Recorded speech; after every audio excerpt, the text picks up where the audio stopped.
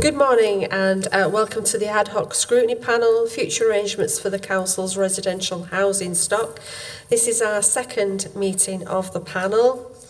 Would the panel like to introduce themselves, please? Good morning, my name is Linda Summers. I'm a co-optee on the panel. Councillor Amanda Pinnock, one of the panel members. Councillor Anthony Smith, panel member. Councillor Suli Richards, panel member.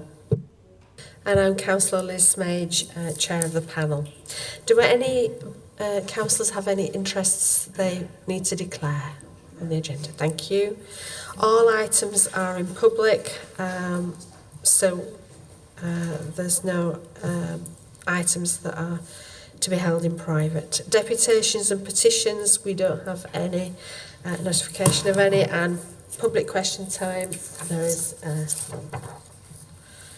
no questions. Terms of reference, that was noted the last time, so here that's just again for noting to keep the focus on the terms of reference. So we're going to change the agenda slightly. So item 7, the Almo delivery model, external perspective, that will be at the next meeting. That's not at this meeting. But we're going to move on to item 8, which is the external perspective for housing association delivery model. And then item 9, which is the voice of the tenant. And then we'll move back to item 6. Okay, so excuse me. So if you move to item 8, Housing Association Delivery Model, and we have got Lee Sugden from Salix Homes here to tell us a little bit about their delivery model. So do you want to tell us a bit about how yours operates, and then we can ask questions, please? Thank you. Good morning, everybody, and thank you for inviting me to the scrutiny panel. My name's Lee Sugden. I'm the Chief Executive of Salix Homes. We're a housing association of 8,000 homes based in Salford, in Greater Manchester. We transferred from an Almo model that Salix was previously in March 2015. The driver for the transfer was the completion of decent homes. There's about 20% of the properties at that point in time which weren't decent, and it was deemed the most appropriate model to transfer to. Housing, or social housing in Salford, has had quite a journey, and the Salix Homes properties were the last piece of the jigsaw in Salford to be resolved as far as decency is concerned. There were a number of other options that were pursued. There was a prior stock transfer into an organisation called City West Homes. That took place. There's also been a private finance initiative of about 1,500 homes that took place. And then the final piece of the jigsaw in March was Salix Homes, which transferred. The transfer enabled £100 million worth of private finance to be accessed, and that private finance has been used to deliver a decent homes programme which completes in March of this year. So we're just about to complete what are commonly called the promises that are made to tenants and residents who voted for the transfer. So they'll be complete in March, and we have an appointment with the Council's Scrutiny Committee, not unlike this, to share that journey. We have regular meetings with them, but it's the final sort of concluding part of the journey, really. One of the commitments that we made on transfer was not only to address decency, but also to look to add to the supply of social housing within Salford. And so we've had quite an accelerated journey for this model. I think the stock transfer model is sort of it's a tried and tested route for social housing, and so we were able to start our new build programme right away, really. Indeed, part of the transfer commitment was that we would guarantee to the council we would deliver a number of developments that were already identified. So we've already started adding to the sort of social housing provision with the council. And I think it's fair to say one of the key facets of Salix Homes is the relationship we have with the local authority. It is a very close relationship insofar as partnership and collaboration is concerned, to try to address the priorities of the city. And we value that, and the board of Salix really values that. From a governance perspective, Salix Homes has a board of 10. That has changed over the course of the 5 years. There have been some government interventions which have changed the rules by which housing association boards are constituted. So at the point of transfer, the local authority had what's called a golden share. So they had 4 board members, so we had a board of 12 at transfer, and the local authority had a right to nominate 4 people to that board, which that 75, that 1/3 share gave them effectively a veto. But as a result of another debate around whether housing associations are in the public or private sector, the government changed that rule and changed the law so that those nominations couldn't exist. So we changed that to 2. So the local authority now has 2 nominations, which are skills based. So I think it's fair to say there's a really clear distinction between appointments and nominations. So the local authority nominates, and there's a process, a skills assessment process, before those people are appointed to the board. I think it's fair to say we've never refused anybody or turned anybody down, but the process is there and proper. As well on our board, we have customers on the board. We have 2 customers on the board, and the remaining 6 places are for people who bring different skills that the board deem appropriate at any point in time. Supporting the board in its work, we have an audit committee, which sort of you have to have. We have a growth and development committee, which helps support that development sort of ambition that we have. And we're also implementing a formally constituted customer committee, which is a little bit different. People have scrutiny committees and people might have customer panels, but we're formally constituting a committee of the board, and it will be a remunerated committee, so customers have been invited to apply. We had 130 applicants, which we were really pleased with, and you know I sort of have written a blog and said we literally had people from baristas to barristers. We had a barrister who was living in our properties who we didn't necessarily need to know, but you know these are the types of people who have applied to be on that customer committee. So that customer committee will support the board in its work. Board were really keen to have a greater sense of the customer voice, particularly after Grenfell. We've a lot of high-rise properties. We've been leading a lot of the work with government on building a safer future, and board felt it really important to strengthen the customer voice. So that's sort of a later development. Shall I stop there? And I'm happy to invite any questions if anybody's got any. This panel, open it up for questions. Councillor Pinnock. Morning. Thank you so much for coming along and sharing your experience with us. I'm particularly interested in the tenant's voice. So around the time you decided or you were considering about the transfer, how did you approach tenants about what ideas you had, what initiatives that you had, and how were they able to feed back? And also about thinking about housing allocation, so where someone's interested in being a tenant with yourselves, how do you treat applications? I want to know how easy it is for a tenant to apply for housing with yourselves. Thank you. No problem, thank you very much.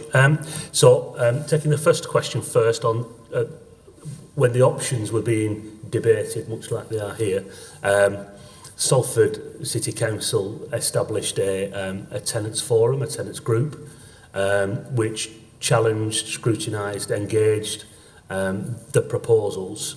And importantly, as the proposals developed, that panel oversaw the promises to the rest of the tenants, such that when that promises document was concluded, they endorsed it. So it was seen from a tenant's perspective as being endorsed by tenants, and having oversight and scrutiny by tenants.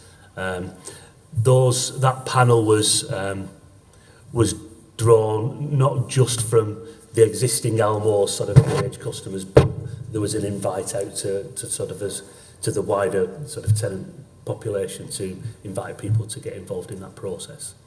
So very much tenant-led. Can I just ask a supplementary on that one? So what sort of responses were you getting? Was there an overwhelming response that they wanted the transfer to take place? Well, we weren't asking that question at that point in time. That question was left until the ballots took place. I think there was an open and transparent process where all of the different options were explored. And it became the view of the tenants who were engaged that they supported the transfer. And there were a challenging gang of tenants, and I'm still in contact with many of them today. And they certainly held you to account. But they came to the conclusion that that was the right thing to do. Hence, they were prepared to put their name to the transfer document, to the promises document, that then went out to the rest of the tenants for them to then vote on, and the vote was successful. Is that okay? That's fine. Your second question, your second question around allocations. Contractually, and it is a contract, we are contractually obliged to offer 75% of our properties that come vacant to the Salford choice-based letting scheme, the Salford City Council choice-based letting scheme, and in reality we probably offer 95%. There are a few reserved for management moves or for specific and special circumstances. But in the vast majority of cases, when a property comes empty, then that is advertised on the choice-based letting system in exactly the same way as it was as an Almore, and available for people who are members of that scheme to apply. I think I'd be confident in saying that nothing's really changed from the Almore into the housing association as far as allocations are concerned. Before we move on to the next question, can you just clarify the allocations? Is the 75% for a certain length of number of years, or is it for perpetuity? I'd have to go back and answer that. My instinct is that I don't remember a time limit on that, but I'd have to go back to the contract, the legal contract. Can I just ask you sort of a subset of that question, if you like, about any challenges or special arrangements you put in place for particularly vulnerable tenants? Yeah, sure. So as far as the choice-based letting scheme is concerned, then vulnerable tenants and people with specific issues that need to be taken into consideration are addressed through the allocations policy, and that's the local authority's allocations policy. So if the local authority deems that there are, so for example in Salford, there's been discussions in the local authority around people leaving armed forces and people leaving care. So people who are in, groups that may well have specific challenges accessing affordable housing, then there are ways in which the allocations policy can be flexed to reflect that and to give higher priority to people in those circumstances. I think the important thing there is it's the local authority's allocations policy. So as long as we as the housing association are offering properties up to the choice-based letting system, then it's the council's priorities that then drive who gets the properties that become available. And sorry, Chair, just to sort of, I was reflecting on your question. I think, regardless of whether I can remember or not what's in our document, I think the question would be, well, what did you want? So if you were to go down this route, then, the contract is there to negotiate. And I think that's a point that you could specifically address through that negotiation.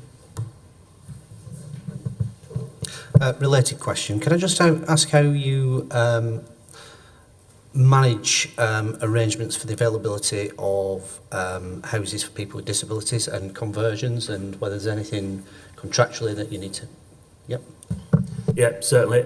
Yes, there is. So disabled adaptations were a specific requirement of the Housing Association as part of the stock transfer. So there's a 5-year commitment for a financial contribution and commitment towards adapting properties for our properties for people who need them. I think the phrase, it covers minor adaptations. It doesn't necessarily cover major adaptations, disabled facilities grant type areas, but certainly we have hundreds of thousands of pounds a year allocated for adapting our properties for people who need those adaptations. Could I just ask about the wider environment, so the areas around the houses, flats, etc.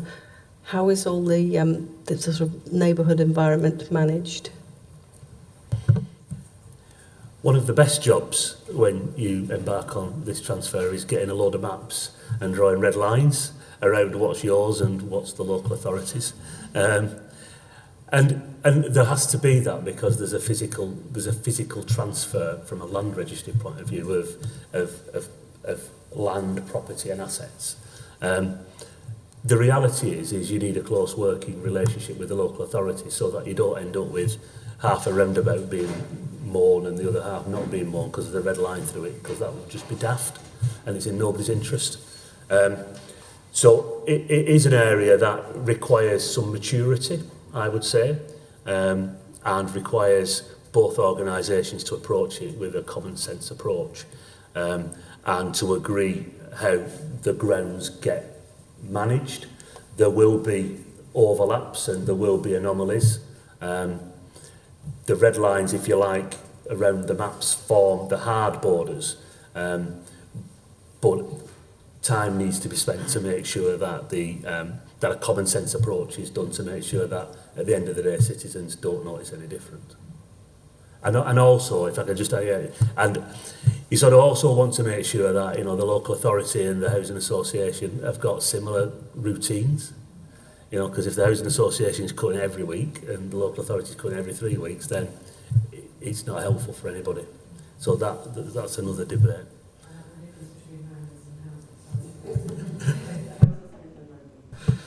Can I ask you about arrangements for rent, particularly setting of rents and rent increases, and what arrangements are in place? What are the are there any agreements with the council? Are they time limited, and has there been any impact one way or the other over the 5 years in terms of rents and affordability between your housing stock and other models? Rents within the housing association sector are regulated. Our rents are set by a government formula. There's a legal framework by which rents are set. So in a normal environment, they go up by CPI plus 1%. For the last 4 years, they've gone down. That's not a decision. That's in the gift of the individual housing association. Our rents are what they are, and they change based on a determination that's given by government every year.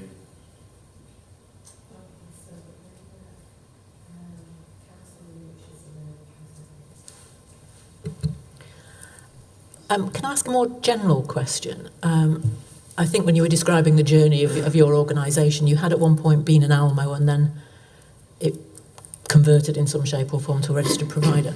From your perspective, therefore, what are the significant differences between the ALMO and the registered provider model?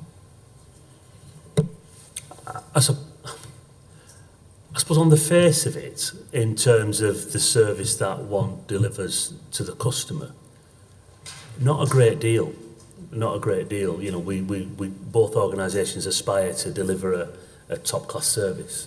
What the housing association model does do, though, is allow you to access different sources of funding that allows you to invest in different ways, and that is not just in the bricks and mortar of new properties or your existing properties, but also in sort of technology and services that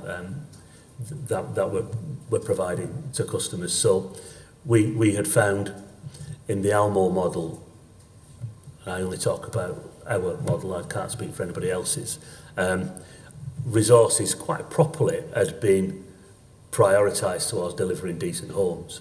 And in many ways, some of investment in technology that allows you to deliver improved services and online services had been a little left behind.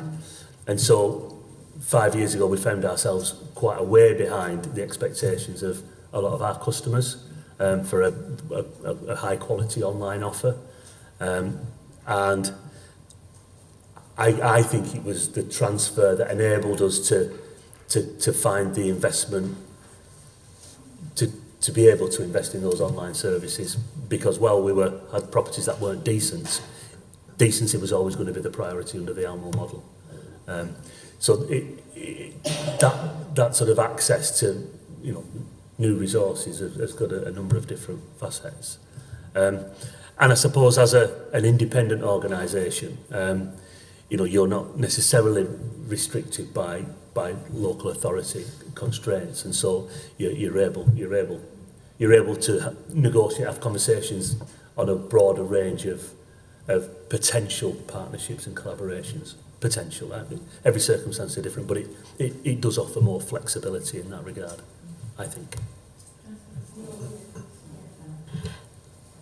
Is the risk, though, that greater flexibility takes you away from the strategic priorities of the local authority and you're then potentially at cross purposes?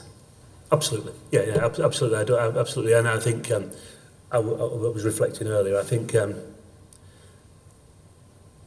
like to think that, you know, that Salix is a great example of a stock transfer which has got a really close, productive relationship with its local authority and a valued relationship on both parties. And that's really important. We consider ourselves a place-based organisation. The priorities of the community are our priorities, you know, and one hopes that they're the priorities of the local authority. So we share some of the same sort of wants, needs, desires of our local community. And that I think that's really important and really strong.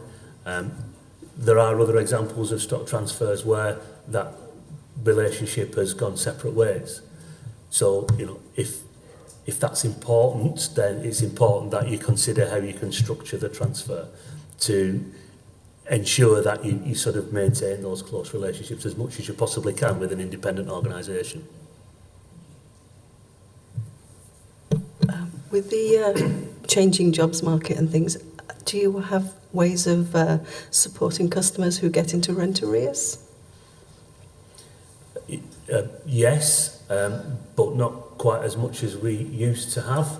But certainly through Universal Credit, we support hundreds of customers through that journey. But we increasingly work closer with other sort of third sector colleagues who, in many instances, are better placed to support people from the whole life perspective rather than just from a financial perspective. But we have our own benefits advisor, and all of our income team are sort of trained and equipped with the knowledge they need around sort of relevant benefits. So yes, we do. We used to do a lot more, but when the rent cuts came, that was part of the service that we had to cut back on. Yeah, two of the questions have been asked, but... Thank you. So my colleague asked a question about the transition and whether you felt there was a change between being an Almo and becoming a private, the registered provider, and you talked about your experience. Do you think that the tenants have felt that there's been a significant difference between the two? Well, they still refer to us as council housing, so I don't think we'll ever get away from that. So I'd like to think that that tenants and customers, we said customers because we've got a lot of leaseholders, and if you speak to leaseholders, then they sometimes don't like being called. So we use the word customer, which I know can be a bit emotive, but we just use that word. So customers, I'd like to think that they're now being provided with a better service, in particular that sort of opportunity online to be able to conduct their business. We used an analogy. So we're in Salford. Amazon opened one of their big, massive depots, and we had something delivered in the office within 46 minutes of ordering it. And if we can have that service, then all of our customers sort of get that service. And so if we're saying we're going to do an urgent repair in 3 days, then you can imagine how a customer sort of will be comparing and contrasting different service providers' offer. And so we felt, we had to respond to that because it was becoming more important from a customer perspective. So my colleague also asked about what service you provide for tenants who, for example, might get themselves maybe in financial difficulty, for example. And you talked about you have an in-house team, but you tend to use, did you say, third sector organisation to work with those tenants. The rents have gone down for the last 4 years, which you've said, but they're due to go up again, aren't they, by 1% this time round. So what we might see is tenants falling, possibly, hopefully not, in arrears as a consequence. What sort of service do you provide in-house? So I'm interested to know how you go about doing it. So do you go out and visit the tenants? I know you work through the benefit stuff, so universal credit you mentioned. But what about people on, for example, 0-hour contracts? It's not as simple as to contact the benefits service. Yeah. So is that something that you deal with? Yes, it is. So I was just working through in my head. We have an income officer to every, I think, about 400 customers or 400 tenants, because it is tenants, not leaseholders. So we have an income officer to about every 400 people. So they do get to sort of know the individuals within their patch who need more support. There'll be people. The majority of people will just be able to get on with what they need to do. But the people who need the support, then yes, those income officers will get to know those people and provide a service. And yeah, I mean, I don't want to see them in the office, to be honest. I mean, their job is to be out there supporting people in the community and in their own home. So I think that answers your question. But the answer is yes, we build a relationship with people. We support and help our tenants to pay their rent and to access other support areas should it be needed. We have a good relationship sadly with our local food bank. So we're integrated and embedded within the community, within Salford.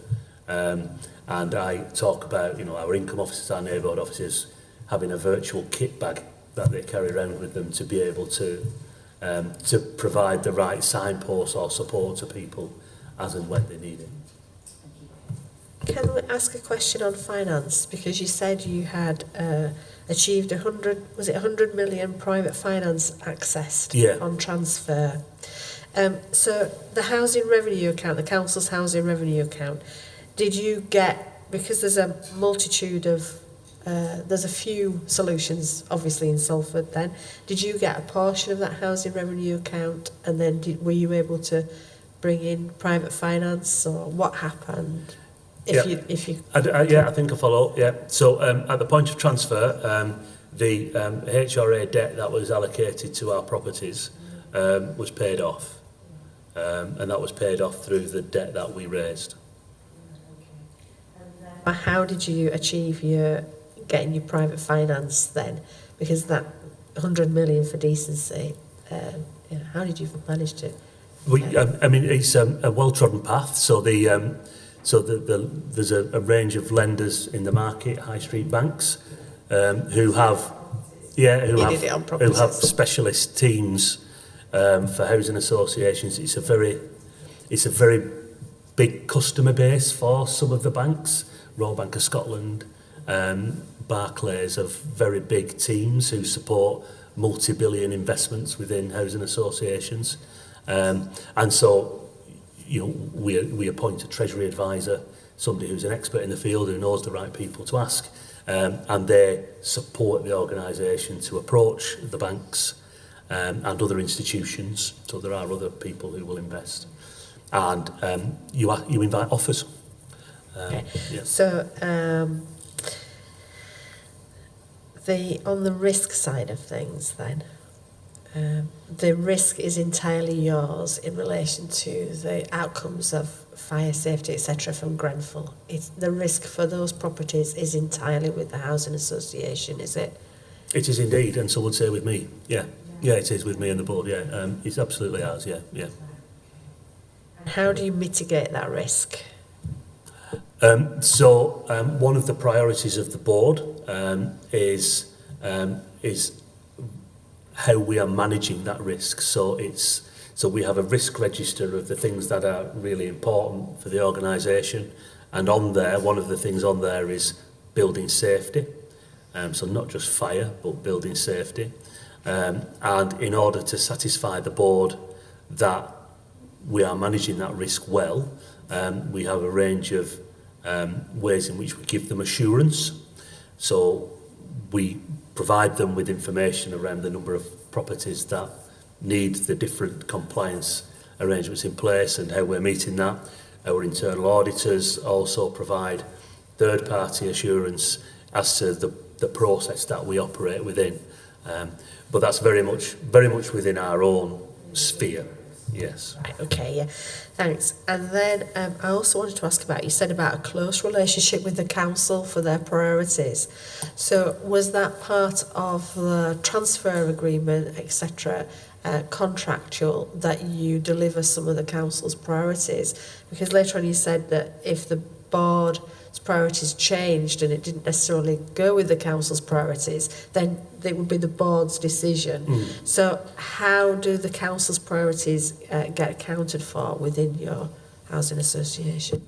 Okay, it's probably quite not a complex answer, but there's a number of different facets to that. So I think within the first 5 years at Salix, where we have a contract and where we have a set of promises, then much of the priorities of the organisation, well, the main priority of the organisation, to be honest, is to deliver those contractual obligations. It's a legal requirement. And also, we don't want to let our customers down, the people who voted and put their trust in us to deliver on those promises. So that's the number one priority. Within that transfer agreement, then there are contractual obligations on us, one of them being disabled adaptations. Another was we delivered the council's homelessness service at the point of transfer. So there were certain aspects of the relationship that we were contractually obliged to deliver. I think it's fair to say that, and as we are now moving out of that 5-year sort of period, ultimately the board is, in charge of its own destiny, ultimately. But, our organisation's values and culture is one which values and respects and deems really important the relationship with the local authority. So it isn't, the local authority's control sort of and influence diminishes over time, certainly after the contractual period has ended. And in my experience, the sort of ongoing relationship then is one which is influenced by those first 5 years. And the customer committee, I noted that you've got it as a committee of the board. Yes. So your customers therefore have a direct input into board decisions. Well, we have 2 customers on the board who sit on the board as they're board members, and then we wanted to strengthen that. We wanted to have more of the the policy and procedure, the more of the how we deliver service having a greater level of scrutiny. And the board doesn't have the time to do that, so they've decided to have a customer committee. Yeah. That's their sort of scrutiny. I thought that was rather... Any other questions? No? Oh, Councillor... Could I just ask what the sort of turnover in properties is in the housing association? And roughly how many properties you might have available at any one time? Yeah, it's... so in Salford, so we've got 8,000. There are 6,000 people who are currently in housing need, and as we termed previously on a waiting list, but it's not a waiting list, they're members of choice-based letting. And in a typical week, we may have 3 or 4 properties come available, which is appallingly low and creates tremendous problems. The housing crisis is really apparent in where we work in Salford. Hence the priority to try and provide more. It's a real problem. It's a real problem. And how many extra properties do you envisage being able to bring into use in the next few years?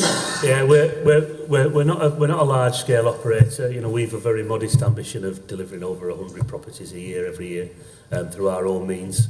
But you know, I'd like to do more than that. But that's the scale of our ambition. Thank you very much for coming to speak to us today. It's very much appreciated. Thank you. Thank you. So if we now move on to the voice of the tenant, which is, we've got representative from TPAS here, Michael Hill, and we've also got representatives of the tenant and leaseholder panel in Kirklees, Antoinette Cooper and Mel Spencer. Yes, okay. Thank you. So, Michael from TPAS, we sent a few questions as sort of a starter to yourself. Do you want to discuss those to start with? I can do. And then we'll move in, and then we'll bring the tenant and leaseholders in as well. I think, again, just echoing what Lee said there, thanks for inviting us. I'm really pleased to be here and be involved in this quite very, very important decision that you're perhaps all pondering. I want to just reflect a little bit on what Lee said, because I think there's a lot of stuff in there that Lee said that I would definitely echo some of the great stuff that he's been saying there about the customer committee, about trying to strengthen that role into governance, because for us at this minute in time, one of the things that we're really, really keen on looking to do is to strengthen that link in there, because that's probably where lots of organisations potentially lose some of that voice of tenants. So that's probably one of the biggest areas for impact. And I think one of my responses was going to be about talking about some organisations like Ongo, we're in Scunthorpe and Cross Keys in Peterborough, and I'll add into that now Salix Homes in Salford, because you know, having that extra added benefit of getting residents in some sort of operational responsible role, devolving some decision making is brilliant, because it tells you everything about what that cultural organisation is about. So some of the questions that I think that you'd posed to us was about good practice consultation, engaging with tenants, and obviously I'd just like to hope that TPAS are big on good practice, and we do. And I think there's some key things that we'd be looking at, and it's things about planning sufficient time for your engagement. So if you're going through this process, make sure that you're using enough time, making sure that you've got the right methodologies in place, taking into account the demographics of your tenants, the geography of your organisation, all those sorts of things, keeping things really, really simple in terms of language, making sure that everything's accessible, making sure that we're careful when we're asking questions, when we're posing things, we're not leading people, making sure that we develop sort of really good rapport and good communications, and showing a bit of empathy, because this is, you know, I think Lee said this is an emotive topic, this role and this phase that you're in. So we need to be mindful of that, and we need to make sure that we understand what emotions that might raise for your customers, tenants, and making sure that you've got some real good feedback mechanisms, because one of the biggest failings that we see is that organisations are really, really good at engaging, but one of the things that we sometimes forget is to go back and tell people what we've done and how their how what they've said has made a difference to the decision that we're going to make, and if it's contrary to what people have sort of suggested, why that decision was made. So it's that really open and transparent relationship, making sure that the door's firmly left open, because this is an issue that can really become a bit of a nightmare if you set it off wrong and you deliver it ineffectively and you don't feed back to people. So in terms of good practice, they're just some key things, and you know, Graham and the team down at Kirklees have got the members of TPAS. We've got a whole raft of good practice examples, and if there's anything that anyone needs, you can access that direct through our website as being members of TPAS. So there's a ton of stuff here we could show you. Have we been involved when organisations have changed a different model of provider? Now, in terms of being from Almo to a registered provider or going back in house, I've not necessarily been involved in any of that, but I've been involved in a few option appraisals personally. And I know we've, as an independent tenant advisor, we've done that across the country for donkey's years. So we've got a tremendous amount of experience in doing that, you know. But again, so some of the principles that we work to in those sorts of behaviours is around independence and impartiality. It's really important that when we're giving information, we're giving it, and Lee will probably back this up, when you're doing that phase, you've got to make sure you're not leading people, you've got to make sure you're clear and open and giving all the right information and not trying to lead people down a road of... I could tell you some horror stories of some I've been involved in that keep me awake at night, but that's for a different time, and definitely not we're on webcast. Making sure that when you're engaging, it's timely. One of the biggest keys here is not rushing, because if people feel they're rushing, you're rushing them, they'll tend to argue with you rather than actually thinking. It's ulterior motives. And again, it's about this, making sure that you've got some good feedback mechanisms, and make sure you're completely transparent. You know, if things are going to change to a point where there's going to have a potential negative on people, you've got to be clear about that. You know, we are really clear about that we leave the door completely open. We open the cupboard, and whatever's in that box, you get to see. Because if we don't, and you make decisions down the road, that then all of a sudden there's a little box in the corner that we open up, and it's a whole host of problems. That's not going to look good for moving forward. So transparency is massively important. Examples of, I think one of the questions was examples of our residents have been put in place to keep the tenant voice strong going forward. Again, I'll just echo what Lee said. I'm not stealing. You stole a lot of my presentation, Lee, to be fair, because it is about that. During that, it's for us, cultures, behaviours are the key. Because that's going to determine what you're like going forwards. So it's all about the commitment to that process and making sure that you think that you keep everyone informed. Now, in terms of that migration time, if you're going to do a migration, you know, having like a tenants group, whether it be a forum, a committee, or a steering group, how that's made up. I would definitely echo that you utilise some of your existing residents, because you don't want to lose those, because sometimes what we see is sometimes the existing residents who have been involved with you, probably not in this organisation, but in some organisations, they see them as they're a pain, they've had them too long, they want a new group. Well, we need to take people with us. So you need to take people with you, but also you need to add into that, because what's going to happen in this phase, and I'm sure that's what happened with Lee, is you will get other people that will want to be engaged. Because this is a quite, again, it's an emotive subject. It's something that floats some people's boats that it never did before. So actually, going down that phase, making sure that you bring along the people that have already been with you, but then add to that, because people will join the bus, they will get on the bus, purely because it floats a different type of thing, it's a different type of thing.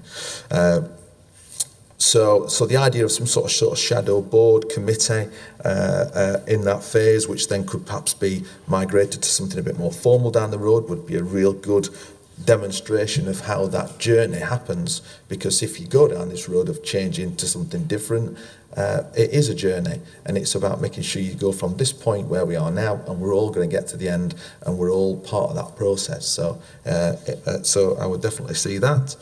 I think one of the things I want to say is something that we were involved in with Housing Quality Network HQN a few years ago, was a report on when people are thinking about alternative models. is this phrase, form follows function. What we sometimes do is we sometimes get sort of fixated on what form something's going to take rather than thinking about what are we actually trying to achieve. So what is our ultimate aim? What is our commitment to housing in Huddersfield, in Kirklees area? So what is our commitment? What does that look like? What is our desires? What are our desires? Because then that will tell you what form perhaps suits you best. Because if you go back the other way, some people suggest that's perhaps, the tail wagging the dog, the cart before the horse, and all other such phrases. So I think if you're interested in that, look on Housing Quality Network's website, Form Follows Function, you'll see a few things on there. Just gives you an alternative sort of viewpoint to think about what are we trying to achieve, because that will give you. So again, in Salix's situation, decency was a big driver. So how we're going to get this, where we're going to get the funding, and then for some organisers, that's it. That is the primary focus. So in some scenarios, it's going to be easier to access that than in others. So that will give you a little bit more of a bit of a thing. What else we're going to say? What else would you ask me? Issues feel impact on. What are the issues? The impact on tenants when changing. I think one of the I sort of touched on it a little bit is this loss of place. I think if moving from an existing structure to any new structure, there's always the issue of, am I going to lose my influence? What's that going to mean for? And you've raised some of the questions yourself actually here. Some of those questions that you've asked, tenants will ask. Allocations, how am I going to get a home? Is this big bad, if it's going to be a registered provider, is this big bad registered provider just a private organisation, privatisation by another term? These are all things that people are concerned about, and what does that mean for me and my family? Can my family still get a home, or is it going to be people from elsewhere going to get them? So what's going to happen to things like adaptations? And you've raised all these things, rents, because I've heard that these registered providers, they're all really naughty people and they're all just trying to be in for big bucks all the time. So there's loads of myths around, and I think what we've got to do is dispel all those myths and put out all the right information, and you asked the question about rents here, and Lee was very, very clear, all registered providers are under the regime set by the government. They're not Rackmans, they're not these private entities who are just running around hiking rents up and not doing any repairs. So there's still a lot of control and responsibilities that registered providers have to deliver, as they all do. So it's making sure that all those are we're clear on those. Again, what is the new providers' sort of desires? Where do they see themselves? And what does that mean for me as a tenant? These are questions that we hear. I can't tell you whether they're the right questions for Huddersfield. There's a couple of people just over my right shoulder who will be able to give you that, which will give you what the reality is here. But I would hope that during your phase of this, that you perhaps get that wider view, because that's going to help you make decisions. I'm not telling you what to do, but I'm just suggesting that would give you a better indication. And I think there was one other question. Relate different approaches, models. How can tenant have a big place in decision making? Lee's given you one, and I've given you another two.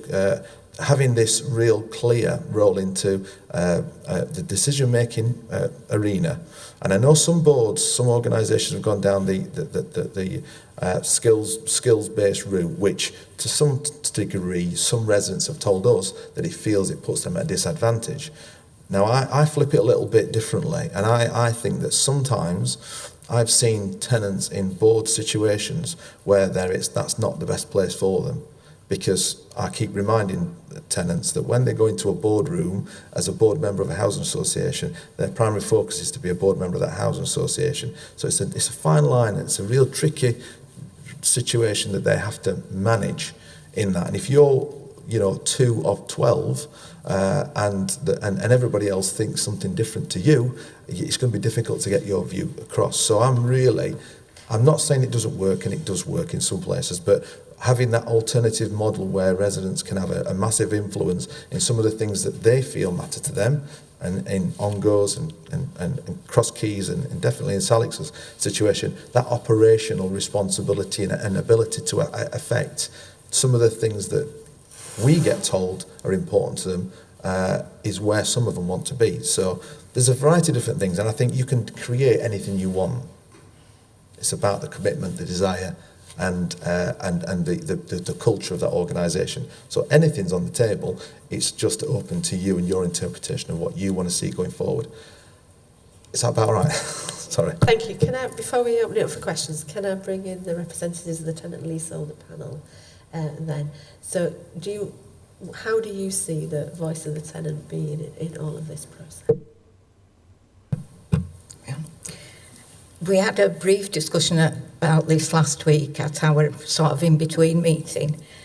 And the main thing that came out of that was the concern that tenant involvement should remain the same, that we feel that we as tenants are involved quite a lot in the current situation, and we don't want to see that change at all.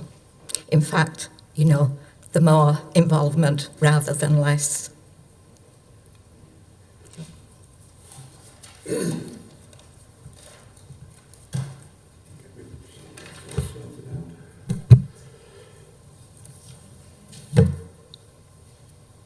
We also discussed that we thought that any option that you take must be UK based.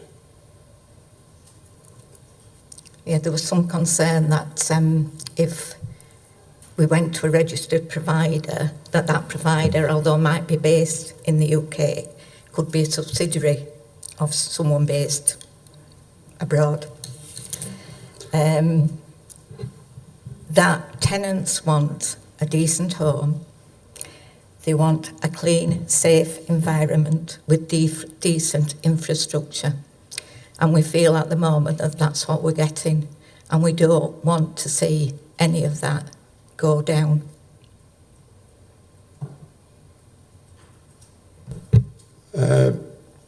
Following on from that, we want the services, repairs, etc., to remain the same or an improvement.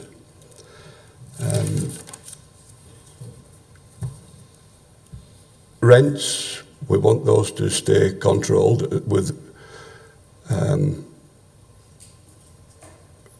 the involvement of tenants having a say in that.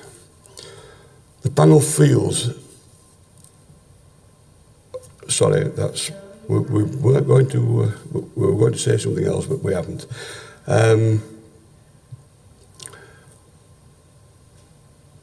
I think that's about all.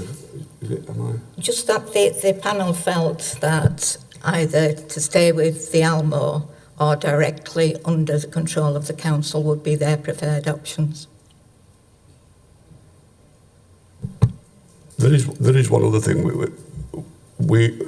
I'm struggling a little bit with questions, etc., because we only found out about this last week.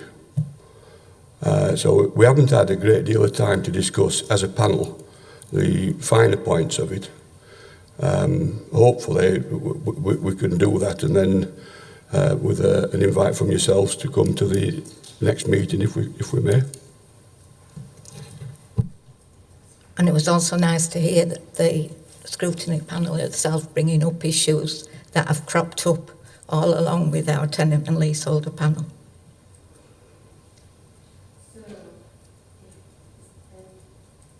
Yeah. Thank you. Yes, so what I've written down is you want the same level of involvement in decision making, if not more involvement in decision making. Yes, yeah. I've been a councillor quite a number of years now, and I can remember the old housing management committees, and there were committees where councillors made the decisions. Tenants could be there, but they weren't actually members of the committee. And that didn't give tenants the voice. And then it went so there were the forums for the tenants. So in all of this, what we want to do is make sure that the scrutiny is considering the voice of the tenant being a strong voice going forward. I think that is what our questions are being asked, because we are looking to see how that voice of the tenant is carried through.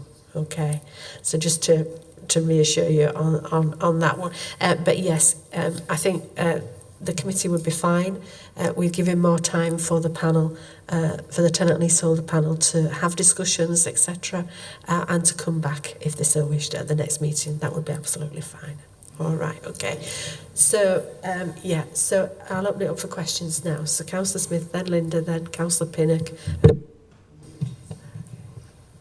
Could I ask a question to the representatives from the residents panel, please? Have you got a high degree of anxiety about this process that we're discussing at the moment? And if so, what do you think we could do to help mitigate that and help you be reassured that we're trying to act in the best interests of the residents? I think more information in a timely manner. I think the really important thing is transparency, because we've been reading, as everybody else has, reports in the media that from the peer review that this is almost a done deal. And, you know, is it? No. Oh, obviously, we don't believe everything we read in the media. But following the peer review, it was reported quite widely that it was recommended that it come back in-house. Not that the panel would have any problem with that, but it just feels as if we're catching up. Is it fair to say, like, decisions are being made without you being informed at the moment? Then is it all? That's the perception, even if it's not the reality. Because I can assure you that we've not made any recommendations. That's the point of this panel sitting in, inviting you to get involved. And I'm really keen that residents be at the heart of this, and whatever solution we've got, whatever model we adopt going forward. So I'm sure the rest of the panel would agree with me on that. We do value and want your involvement in the process. Thank you for that. I don't think we believe that you're making decisions without us knowing, but it's just the ongoing process that we feel we need to be more involved in. Can I just add something? It's the fact that, as I said earlier, we found out about this last week. I think we should have been informed a lot sooner than that. Could I ask a question for the gentleman from TPAS? I'm sorry, I didn't make a note of your name. Your initial information, which was extremely useful, and thank you for that, was properly sort of neutral in describing the important things to take into consideration, but not particularly favouring any type of solution to those issues. And whilst taking on board your caution about not obsessing over form and thinking about objectives and function, does TPAS, however, have a view as to which of the delivery models is best placed to ensure that tenants' voice is heard and their rights are protected? In term, I have to be fairly careful, but I'm not going to be too neutral, because I'm going to be really honest. We have to accept that where we have where we have responsibility for delivering with elected members, that has always generally become more of a challenge because of where their decision making is and where the responsibilities lie. And I think that doesn't mean that it can't be effective, because that goes back to my earlier point of behaviours, cultures and desires to want to hear that voice of the tenant. So it can work in local authorities really effectively. And I would probably argue that across in Rotherham, where they've took their service back in from an Elmo into in-house, they've determined a relationship with the Residents' Federation to deliver some of the and they've got a really good relationship with their council. But it's this relationship between the portfolio holders, the committee, and the residents. Now we're just reviewing our standards, and one of the issues that people are saying to me is, how can we get residents involved in governance arrangements? It's easy in registered providers and housing associations conversations because there's a board. You can have on the board and it's a bit easier. But it's about what you set up. So in here, for instance, you might say, well, yes, we do have a committee. If it goes back in-house and we have a committee, there's nothing to say we can't have a voice group that links in, and that cabinet member is attending that session that's got impact into the wider resident space, because all it's about is funneling in all the views and distilling them so that those that have decisions to make can make them knowing full well what residents feel. So again, although I'm sort of, I don't want to dissuade you from thinking that form follows function, because it goes back to what you're trying to, what is the overall desire. If the desire is to have residents at the heart of decision making, no matter whether you're an ALMO, a local authority, a stock retained, or a registered provider, you can still have it. It's whatever you create. And that's the beauty of the regulatory model that we have at the minute, is that you're allowed to make any model that suits you and your organisation and your tenants. That's the great flexibility we have. So we're not stuck by saying you must have this, this or this. So that's all about creativity. It's about your desires as an organisation moving forward. What do we want to see happen? And you'll only get to know that through having that constant conversation. What is the desire from internal? What's the desire external from our residents? So, because if residents say to you, I don't want to be sat with a cabinet member, I just want to be able to tell you every year what I feel, well, that'll tell you what the desires are. You still need to keep checking that. So I think in whatever model you go down, you can have whatever you want as long as your commitment to it is the right commitment. Is that fair? Is that answer where... I'm not giving you what TPAS's view is because we don't really have one, because it can be any. It is fair. I suppose I'm a layperson. I'm a public co-optee onto this panel. I struggle a bit harder, which is where you started in your answer, I think, to see a close tenant and resident involvement in the in-house model, where decisions are made in council or in cabinet. The tenant voice is by definition at one step removed in that sort of model.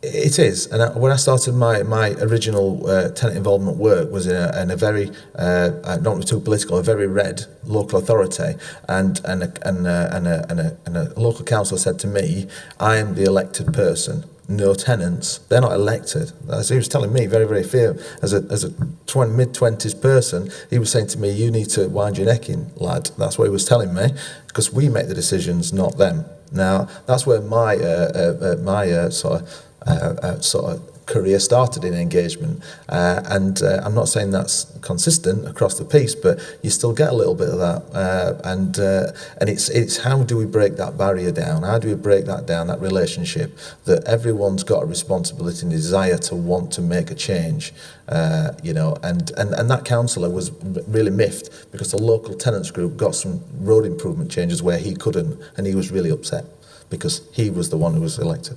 Sorry.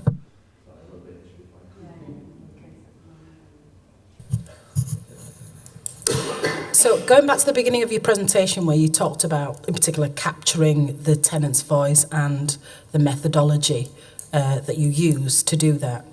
I'm interested to know about tenants who might be difficult to reach.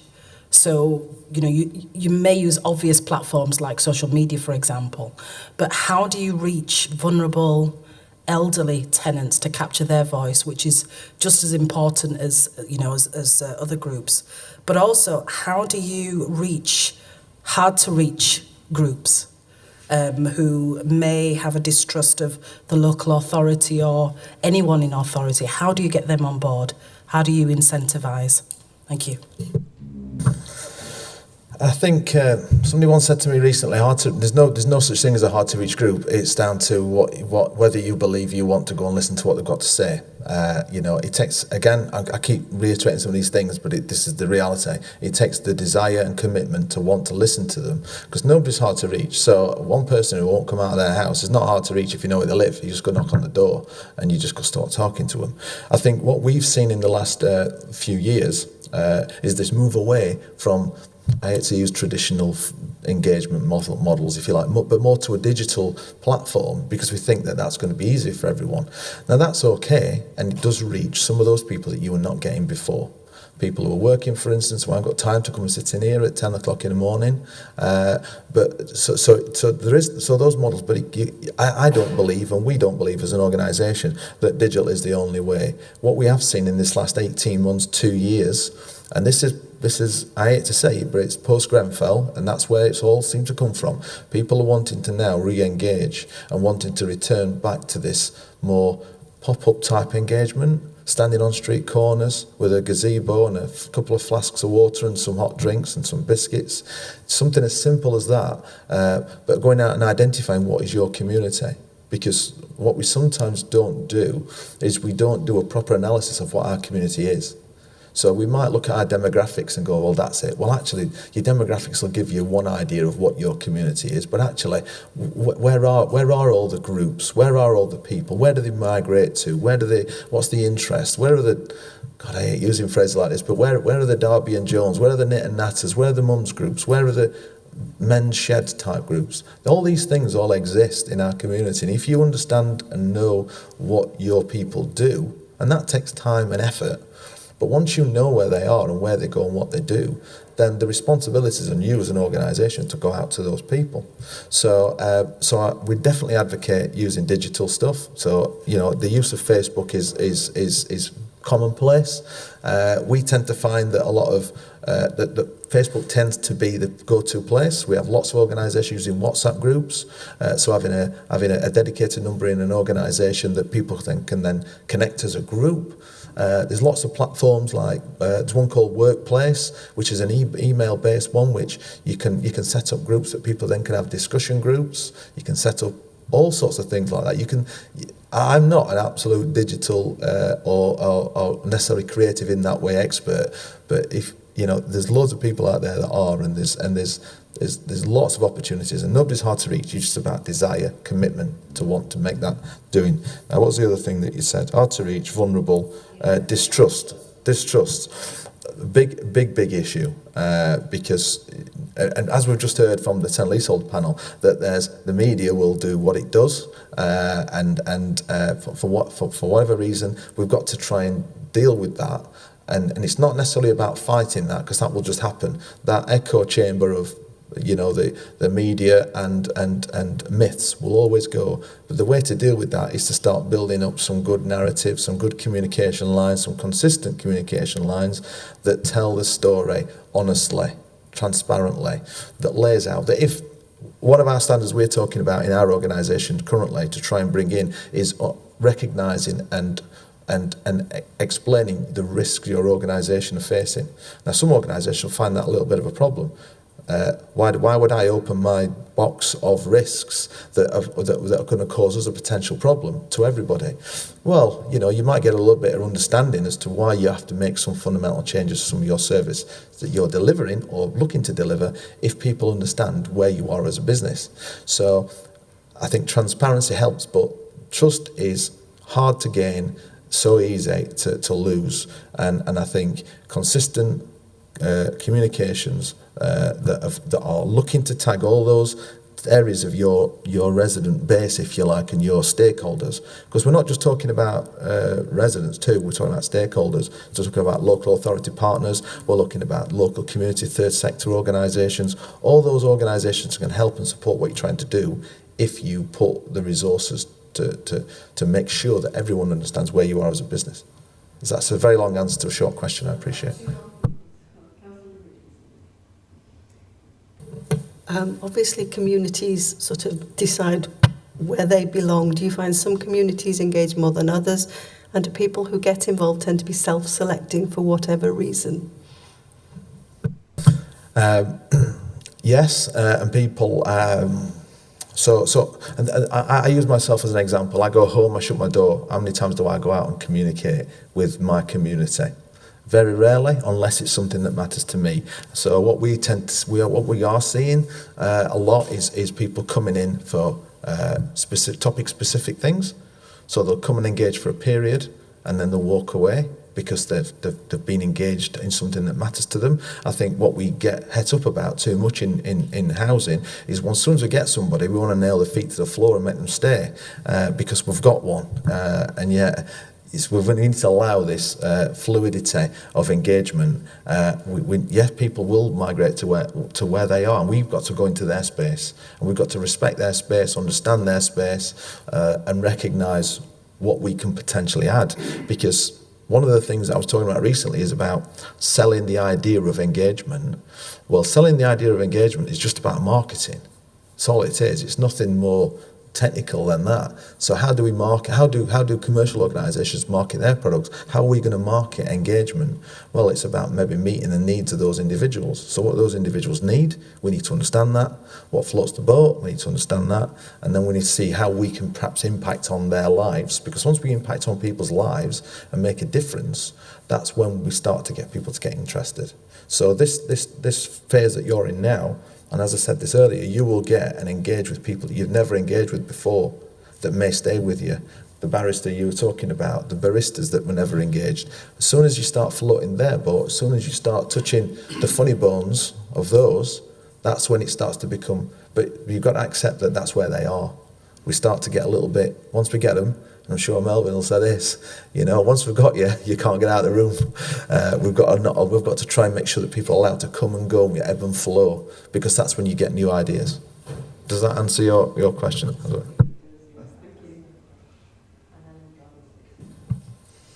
Thank you. Could I go back to the residents, please? And can I just ask what your thoughts are on how the engagement and relationship between yourselves, as representatives of the tenants, and K&H, and perhaps vice versa, is working, and whether you think you have a voice, whether it's heard, and whether that influences positive outcomes?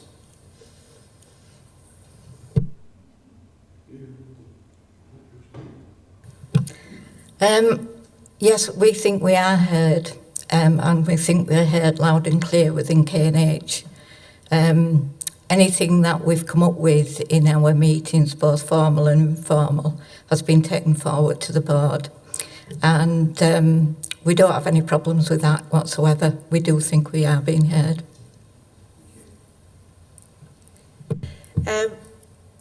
Okay, thank you very much. Can I just ask a final question of yourselves?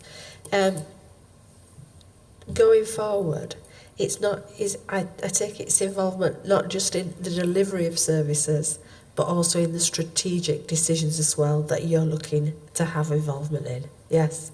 Yeah. Yes, it is. I mean, we've been involved throughout since we came into being in decisions about policies and procedures, and we're happy to carry that on. So can I thank Lee, Michael and yourselves for coming to the meeting today.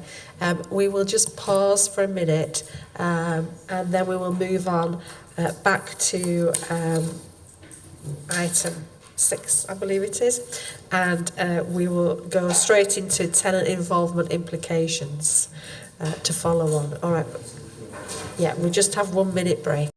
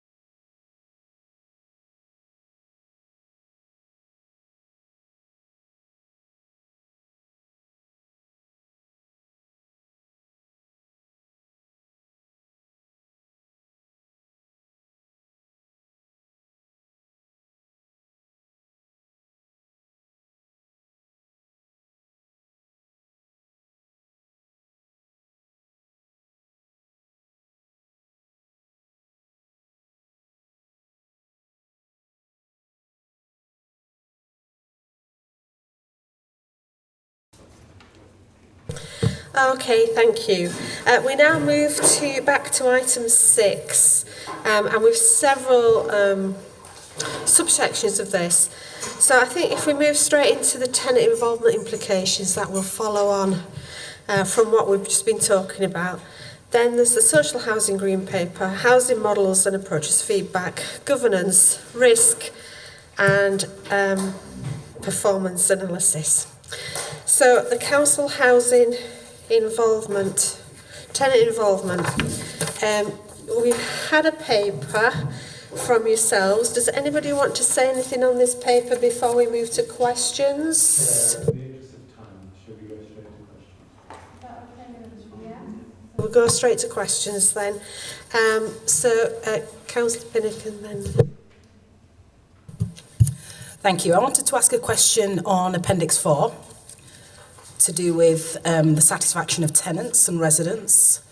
And there's a table there which outlines over a period of time how tenants have reflected their satisfaction of K&H.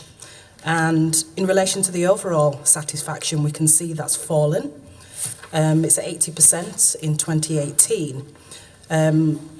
I'd like to know the reason why. The comment doesn't really go into much detail about that. And also satisfaction in relation to the neighbourhood.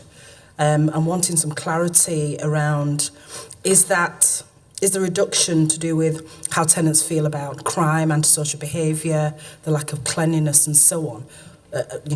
What's the detail behind that? And finally, in respect of maintenance, in 2016, building services moved in with K&H and became one, so you'd expect the satisfaction rate to be much higher, particularly after that period. And it seems as though the opposite has happened. So can you shed some light on that, please?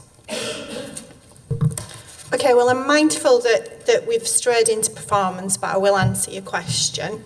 The satisfaction survey is the STAR survey, which is taken at a specific point in time and generally is a sample of residents. One of the things that we have found with that is that dependent on other factors that are happening depends on how people feel. So, for example, wider impacts around schooling, etc., impact on the answer that an individual gives. In terms of repairs and maintenance, our performance in that area remains strong, and we do actually ask for same or next day feedback from residents on their satisfaction to our delivery in that area, and that tends to be higher than the STAR survey that comes forward. So we're not unlike other areas that provide housing in that there has been a decline in satisfaction. I do think some of that is around factors around people's expectation. It's clear that universal credit and another of factors outside of our control do impact on that. And one of the things the STAR survey doesn't do is it doesn't just capture information that's within our control. It captures information outside our control. So things in control of the wider local authority, such as roads, bins, cleanliness of the general area, schooling, things that are across the health sector, such as provision of doctors, etc., do come through on the narrative as to why people are dissatisfied. So my view would be that that's about their satisfaction with a wider range of surveys. We do have a set of KPIs about individual performance, and they are stronger than the STAR survey. Can I ask a supplementary? Do you have a target to how much you would, at what level you'd expect satisfaction to be at, something to work towards? And does it meet that target? At this moment in time, our satisfaction doesn't meet our expectation of where it should be. I think my view would be I'd reiterate, the STAR survey is a point in time. We have a suite of KPIs that we report back into the council on a regular basis around satisfaction at what I would say is a component part level. So more about, did I get my repair on time? Did I get my telephone call answered? Have I been supported with my income support, etc.? And those we have consistent targets around that, and those have been increasing for us. Can I ask what the target is then, please? For the STAR survey, off the top of my head, I can't tell you. I'll get that information back to you. Thank you. Can I also just pick up something that starts with the STAR survey, but overlaps then with the Housemarque report that's also in the bundle, how the two compare and contrast really. And I'll pick out two angles if I may. You talked about your repairs performance being strong at 80%. The Housemarque performance report suggests that it's nationally 92%. It's not a performance issue, it's just whether they're measuring the same things, and actually what the Almo's score or rating is under the Housemarque equivalent standards.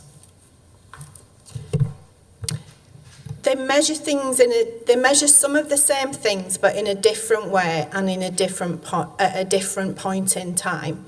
If I was to deliver you a particular service and 20 minutes after I'd delivered it you, asked you how you felt about it, you would reflect back to me feedback on the thing that you just had. If I'd repaired your gas boiler really well, but then I waited 3 or 4 months before I asked you how you felt about us as an organisation, and during that intervening period you might have had some difficulties with your benefits, or you'd had some issue with the road outside, you lose some of the narrative around that, and the context of what's happened to you since will impact on how you respond to that. So one of the things about any survey is the point in time at which you do it matters, and how you measure those individual parts matter. It is also fair to say that a number of organisations have different KPIs and different turnaround times for things like voids and repairs, and measure things differently.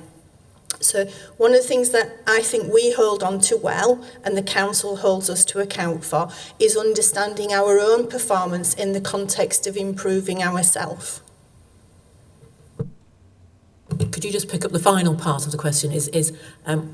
What is the Almo score under the Housemarque measuring system? I would, in terms of all of the Housemarque measures, if the panel wants the Almo's performance against those, then we'll have to go away and look at correlating that. I have to say they don't always correlate directly across. It would be good to have an idea, wouldn't it, for that? I think that's where we're coming from. Okay, all right. Councillor Smith. We heard from residents in the Housing Association about tenant involvement and engagement. Obviously, the feedback from the residents panel was positive in respect of K&H. I think we've got a better understanding now of what we could do if we were to transfer out, and what the options would be, and what we could and couldn't do in terms of influencing that. I'm just trying to get a feel for if we were to move the services back in-house, how could we ensure that we maintain and strengthen that tenant's voice? So I think there's a couple of things in that. One is, if in that scenario, I think there'd be something about in designing the future or the transition pathway, understanding the experience of other councils that had gone down that route. And I think from some of the early conversations I've had with colleagues in passing who've got a similar set of responsibilities, general experience has been that were they doing it again, they would stay much more closely aligned to existing arrangements for a significant period of time, and use that time to understand, as we heard from colleagues earlier, those things that are working well, those things that they want to see improve. So I think there wouldn't be something about, well, just because it's coming to the council, put into place an entirely new model. I think you'd want to co-produce what a different model might look like. In the same way that any other over a period of time, if it remained in an Almo, you would be going through a period of continued improvement and reflection. You wouldn't say we have a set of arrangements in place that will never change. You'd always want to be reflecting what improvement would take place. So I think there'd be something about not assuming that just if it worked well, not assuming that because it came to the council you'd do a different thing. I think if it works well, you'd want to stick with that approach. Do we have concerns that elected members could scupper that kind of process, or? One of the things that it struck me in terms of the conversation, that other things that our colleague from TPAS was saying, is actually the whole journey we're on as a council in terms of place-based working and how you, in any community, get the balance between the role of an elected member and the role of a community. And I think that's therefore, it's a more general point than just how we get the voice of a tenant versus the voice of an elected member. And I suggest that it's something we would need to continue to reflect on.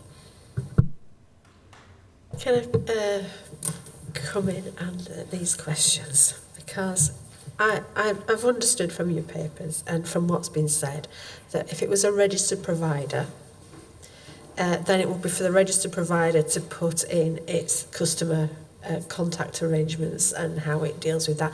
But also that if it was under a contract for a period of time with the council could be prescriptive in the amount of engagement that it would expect of its tenants.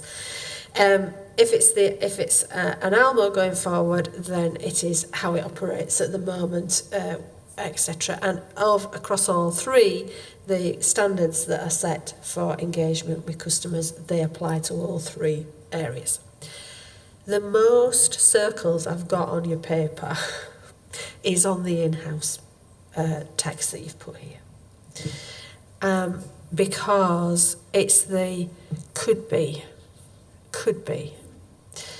A lot of decisions in the council are taken either, majority of decisions are taken either by cabinet or there are officer delegations. For instance, last night at the cabinet there was a decision on lettable standards on the agenda. And then the ALMO would follow the lettable standards. But these sorts of things would be within the Cabinet's decision process, and there would be some delegated officer decisions as well. How, in all of that maelstrom of decision making, do you keep that tenant voice? These papers say there could be. The TLP could continue. They could have a link. There could be forums, etc. And it is, at the moment, it's just too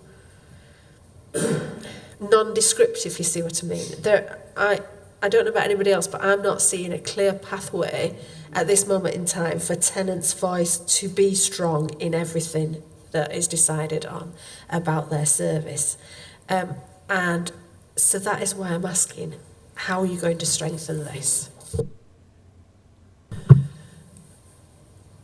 I think we heard again from tenants talking about their role in developing policy. So I think you can see a really clear flight path in terms of the role of tenants in shaping policy, set their expectations in terms of standard. That might ultimately result in a constitutional decision somewhere else in the organisation, for instance in Cabinet.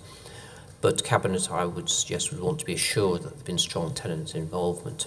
In terms of the ambiguity in terms of the document that you have got, I think we're in a position where there has been no decision yet taken about the future model. In terms of how those arrangements would work, we would want to co-produce those with tenants. And so, in a sense, to provide certainty, we would have been in a position of needing to go out and spend a number of months working with tenants to co-produce an approach for a situation that at that point was entirely hypothetical, because no decision has yet been taken about the final model and could indeed be seen as confusing or preempting a decision. So I think what we're signalling is once a decision has been taken about a future model, if it is a change from the current arrangements, you'd need to go through a period of co-production, which you understood from tenants, what works well about the current arrangements, what needs to be safeguarded. If you transitioned that into a different organisational construct, how much of that would change necessarily anyway? So if a cabinet is making a decision, actually how much would you change tenant involvement arrangements anyway? Is it just the final point of decision making that is changing? So I think we're signalling there's further work needed, and I could anticipate that either the standing scrutiny panel or an ad hoc panel would have an interest in what those future arrangements were that were being developed prior to a transition into the council. So I think that's the reason why it is currently unclear, is because we're at an early stage in that process. Once we have a decision, we'd need to enter into a co-production period. Please, Chair. And I think it's important to note, even under the current model, where we've got an ALMO and a tenant lease on the panel and the various engagement mechanisms that are outlined in the paper that formally accompany more strategy, we use that through the ALMO, through our business meetings, through board recommendations, to inform Cabinet anyway. So Cabinet do take the tenant voice into account in decisions around things like policy and procedure. Part of the, don't want to repeat what Richard said in terms of where we are on this journey, and therefore some of the lack of clarity what the actual will be. And we need some of that, because if it were to come in-house, then there would be a question about how that aligns to some of the place-based working and the place-based working model. That is also emergent inside of the council. But what it does is it gives you the earlier opportunity to then mesh the two together where it is appropriate in terms of our place-based engagement as well as the tenant. So where it makes sense to do those things, we need to be working through the transition, work with tenants, co-design and co-produce, work with other elected members as well to try and understand what the shape actually is. I would say that in the first instance, we would just lift and shift the current tenant involvement strategy, because actually it's been co-produced between tenants, the ALMO and the council anyway. So. I think what the concern I have at this moment in time is that I can see a way through for a registered provider to develop things going forward. I can see a way through for an ALMO to develop things going forward. I appreciate what you're saying, no decision's been taken and therefore you'd have to develop it. But I'm not seeing a way forward for the council to be, if it was an in-house, to be developing that approach for a way forward. Do you know what I mean? It is less clear as to how that would happen if it was an in-house. And that is part of my concern. I can see a registered provider, I can see a clear way that could be put front and centre. I can see it for an ALMO. I can't see it as clearly for an in-house solution. And I think that's a fair comment, Chair. Would it be helpful if we put a framework or a kind of a roadmap together? This is how these are the steps we would take to enable us to get to the end game that will give you that degree of clarity. I don't think it's going to happen in the next month in that sense, but we can put the framework together to show you what we will do. It's just on precisely that point, really. I think one of the things from my perspective that is the biggest gap is when you talk about sort of lift and shift of current arrangements. What you can't lift and shift is 3 tenant board members, because there won't be that same board structure. So I'd be particularly interested to see not so much just what forums are set up so you can just hear the voice of the tenant, which is important, absolutely, but how the tenants are actively engaged in strategic decision making. Whilst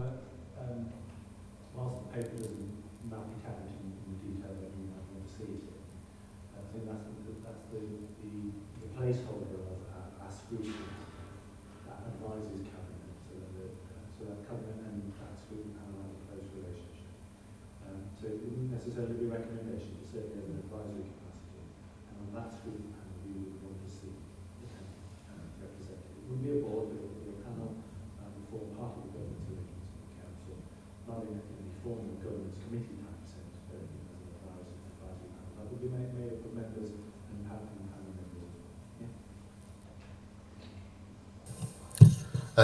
Just to sort of state the obvious, I mean, I think this is something that is going to need an amount of clarity for the residents' benefit if we're going to seriously involve them and be open and transparent, because they do have an operational voice at the moment, and that is in danger of being diluted or lost if we bring services back in-house, or something different happening if we do something else. So whatever clarity we can get at this stage, I think, is to everybody's benefit.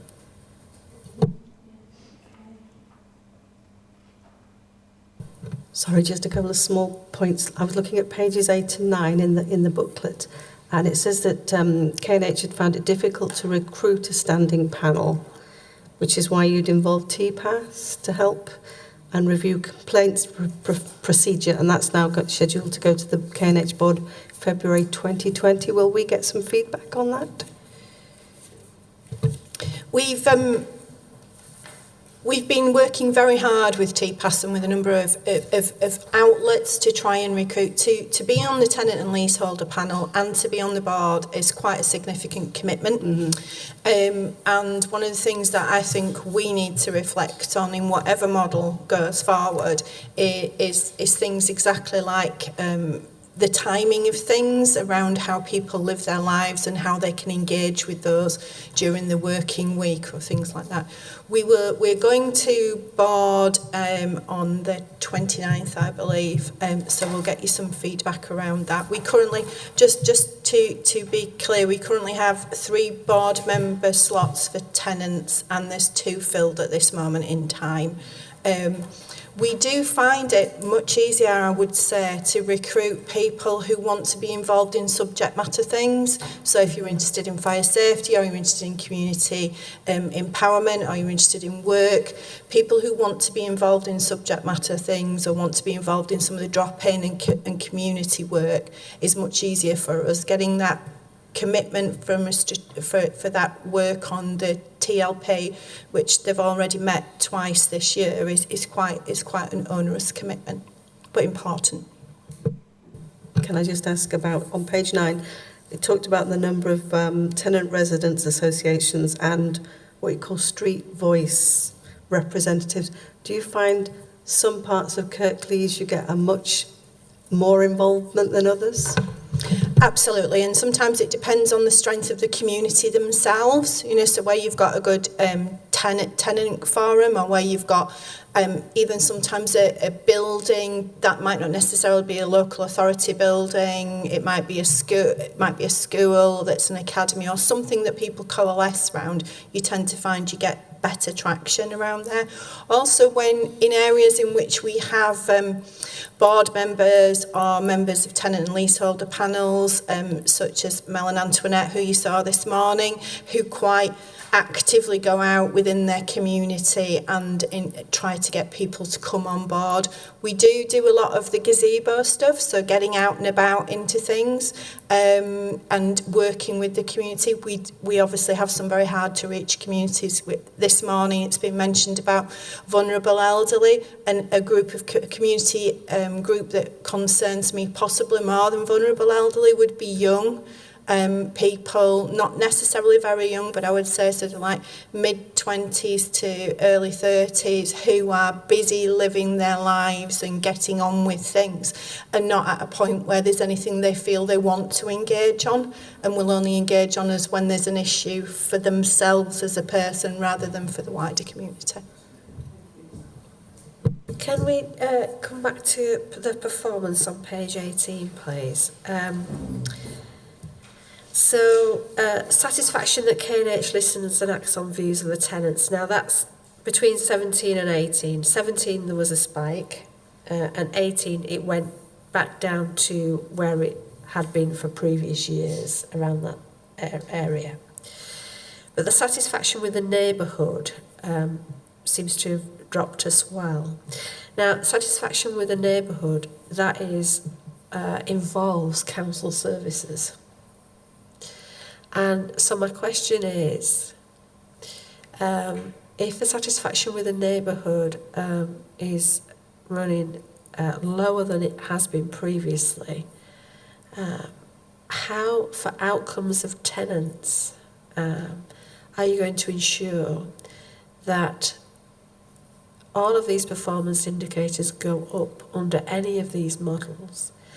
How are you going to ensure that if it was an in-house model, that the performance doesn't get lost in all of the other services, that actually tenants still having outcomes? How are you going to ensure that if it was a registered provider, that those outcomes would be there for tenants as well? Obviously, there needs to be the drop in the satisfaction with the neighbourhood involves council services. and satisfaction that K&H listens just involves K&H. So how are you going to do that going forward?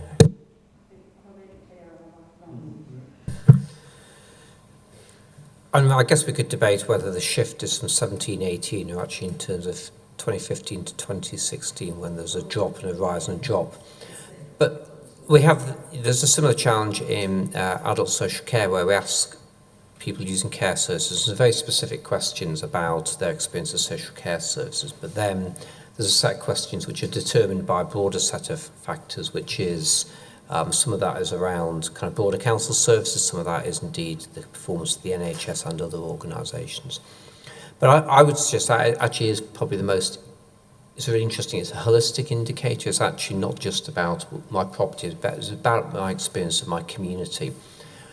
And I think a potential, there's real challenge in this because actually you can make most models work well. Sometimes it takes more effort in a different sort of model.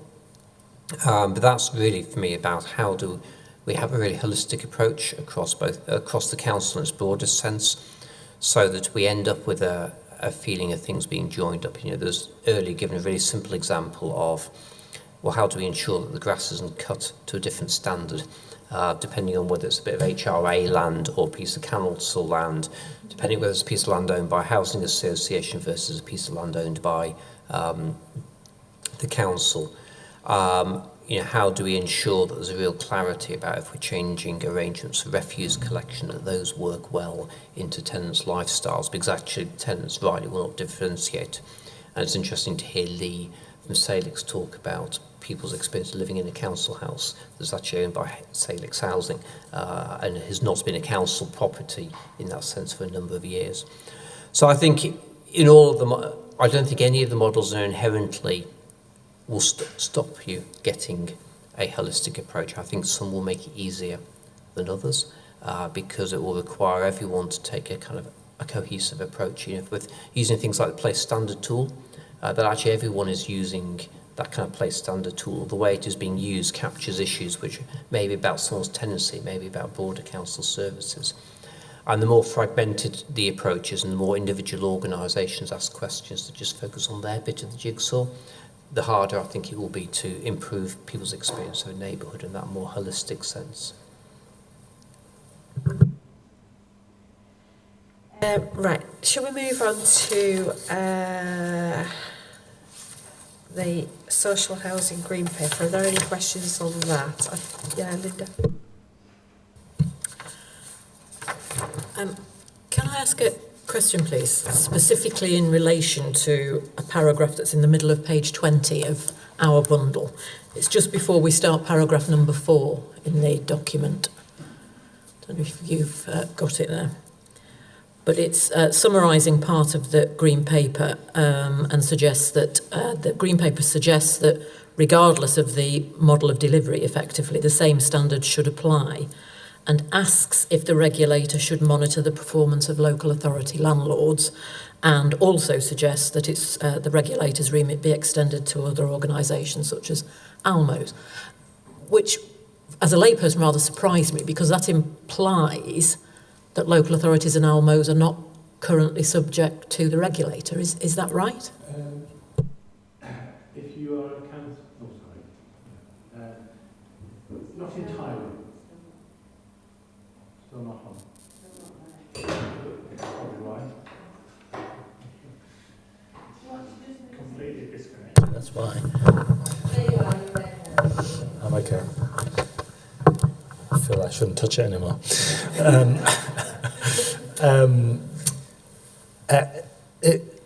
If you're a registered provider with the regulator, then you will be regulated. Some councils transferred their stock some time ago, so they've got housing associations in their district, so really didn't bother registering with the regulator as a registered provider. Kirklees did, therefore the ALMO is subject to the regulator standards and is subject to what they call an in-depth assessment, should they wish to call one. It's like our Ofsted inspections and the like. So we are bound by the regulator standards. We have to comply with the code of standards, which is a kind of a code of compliance that we do in conjunction currently with the board. And if it were in the council, we'd still have to comply. And we have had a letter from the chief executive of the regulator reminding us that we are regulated by them. The other councils who then, say for example Bradford, transferred their stock out but then started building their own homes, and now have got about 200 to 300 homes, thinking about reopening the HRA within the general fund. They currently would have to register to be a provider, and then they would be subject to that. If they don't, then they are deemed to have the general power of competence as a council, which is why there is that line in there. When we responded, we said we would want to be regulated, but we would want that to be appropriate and commensurate with our general power of competence. Yeah. Can I just follow up, just so I have clearly understood it? In our situation, if the services were to come back in-house, the council is subject to the writ of the housing regulator, and our current ALMO is also subject to their requirements. Yes, right. To both. And even if we weren't, we would want to comply with those standards. On the green paper. So we move then to responses to our questionnaire. And we've had 7 organisations so far responded. Are there any points in there that anybody would like to pick up on? On 3.9 on page 26, a customer senate is mentioned using an during a period of the change, using independent options appraisal and had a customer senate. Would we want to know what that involved and how that was part of their options appraisal? Would we want to know a little bit more detail about that? Yeah? Yes, I think so, yeah. And I think, are there some more responses to come in? Yes, okay, thank you. So we'll look at them when they come in, yeah. All right, thank you. Right, housing arrangement, governance arrangements, are there anything on there? I think some of them we've already discussed in that we've discussed tenant involvement in governance arrangements. But I did want to ask if there was any tenant leaseholder panel, etc., to be set up. Would that require a change in the constitution of the council? Because how would that be recognised? Would any tenant panel be recognised as a committee of the council, or would it be just a committee that was set up? Do you know what I mean? So that has, because there are differences in how the committees are set up. So would it be constituted as part of the council's constitution, or would it not? I think that's, if you want to take that one away, that, okay. Councillor. I know we've touched on this previously, but just to clarify on the borrowing and commercial arrangements, we don't see any significant constraints or differences between the ALMO and the in-house model. Yeah, so we have a 30-year business plan. I think in an earlier session, Councillor Smage reminded us that the council owns the HRA and manages the HRA. So all the prudential borrowing that is currently done to invest in the council's housing stock is done via the council's decision making. So we have a 30-year business plan, which I took you through some in a previous meeting.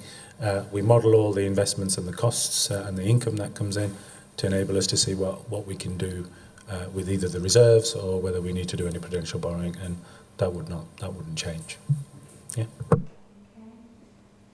Right then, risk then. 6E, Martin, do you want to say anything as a way of introduction? Thank you, Chair. I think, like colleagues, I don't think there's any need, particularly for me to go through it. I think some of the people who've spoken before, like the gentleman from Salix Lee, have sort of very clearly set out the position with regard to where risk lies in the context of a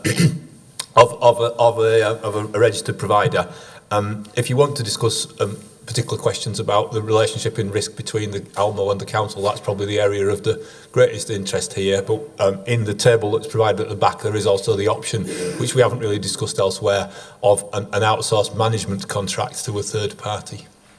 but I think it's probably not seen as a particular option that you're giving consideration to. So, but it's just in there because it was put in one of the original versions of the analysis. So thank you, Chair. I'm happy to take questions. Can I just ask one question? It's quite specific. It might be a point of just detail, just to clarify for me, really. It's on page 5 of your report, which is page 35 of our bundle. There's a paragraph at the top there that says, towards the end of that paragraph, it should be noted that areas such as compliance are defined by regulation and should therefore, in theory, be the same across any model. It was that "in theory" phrase that just interested me, because that suggests that perhaps in practice it doesn't work out the same. Am I reading too much into that? I think the answer is possibly, because ultimately there is an element of choice at the edge of compliance. So you have to have gas servicing. How carefully do you what do you actually do at those particular testing? There's an absolute minimum. There's what you do. The same with sort of fire precautions. There's the absolute minimums that you have to put forward, and there is a different subset. So you can't guarantee which option will come under any under any of the solutions. So an RP, because they have more cash, may be able to actually afford a much higher standards, but that would have to be paid for ultimately by residents. So it's probably neutral between options, but you can't necessarily generate which particular direction it's going to go in. Compliance isn't a binary subject. You aren't either not compliant or compliant. As Martin has said, there are some measures. So have I got gas certification, yes or no? But there are other measures in which the level to which you reduce and manage risks and work through how you account for that and audit for that can vary across things. So in terms of all the binary things, so have I got certification, everybody should be the same. In terms of that added value of how far do we go to mitigate and support, there will be differences. Can I ask, just first before I ask my question, because we've got it in black and white, If I pick from your table one item, can you tell me whether it's orange, green or blue, and then I know what depth of shading, which shade I'm looking at. So if under landlord statutory compliance, the very clear lines, what? It's green and 2 oranges, and that is really green and 2 oranges. About the visibility and the clarity about who is ultimately responsible. So in the context of that, you've got a green, 2 oranges and a white. So the white being, as Lee from Salix pointed out, is their responsibility absolutely. In the fully in-house solution, it's absolutely clearly the responsibility of the council and therefore the chief executive. In the other two, there is a sort of a grey area or an area of uncertainty about who is absolutely responsible. The ultimate responsibility lies back on the council as landlord for that compliance. But there is a sort of obfuscation, a slight opaqueness which can appear. So I think that helps. I think that's helpful at this moment in time, but we'll try and get a colour version, yes.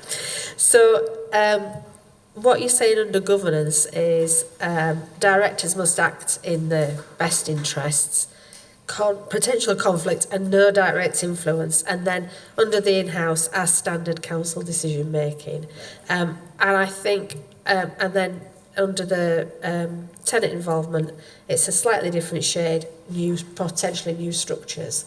And I think how would you see the risk around that sort of decision making? Would you say that it could be a strong decision making in relation to relationships with tenants and local councillors? Because we haven't talked about relationships at all with local councillors in all of this either. There is at the moment some involvement, but it's how that can be improved as well. So from a risk perspective? Thank you, Chair.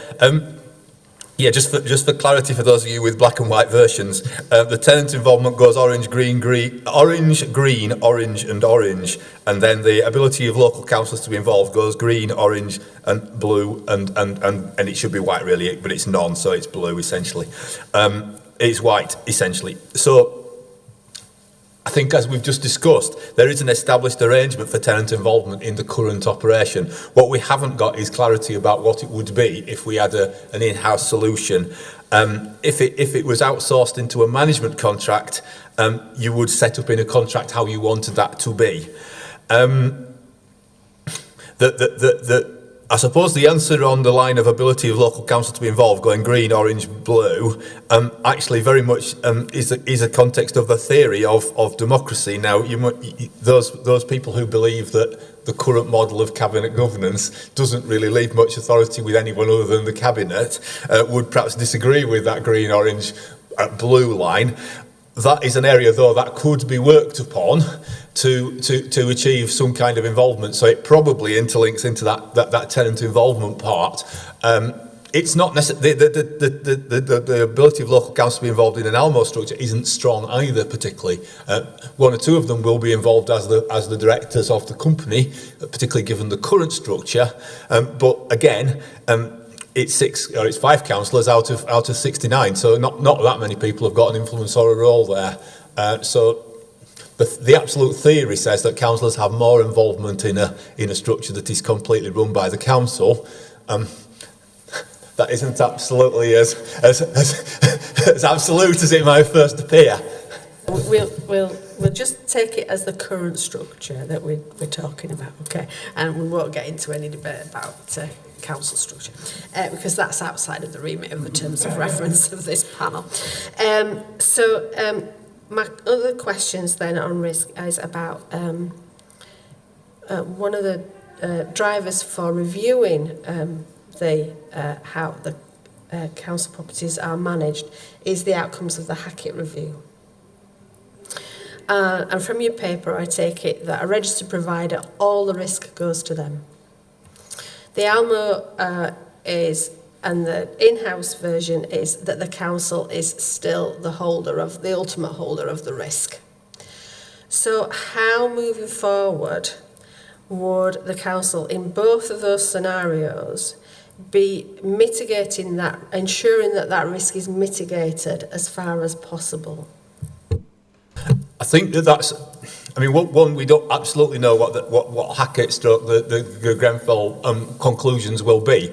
We know what Hackett said, but we don't necessarily know what's going to come out of Grenfell for that. And the government still hasn't produced all the regulations out of the consequence of Grenfell. I think one of the issues that's been identified is that the relationship between the council and the ALMO has been a little bit laissez-faire, and if the current structure is retained, there will be a need for the council to be much clearer about what its role and activities are, which means probably the strengthening of the client function anyway.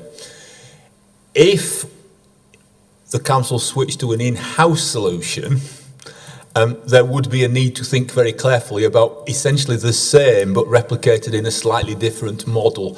So I think there is some evidence that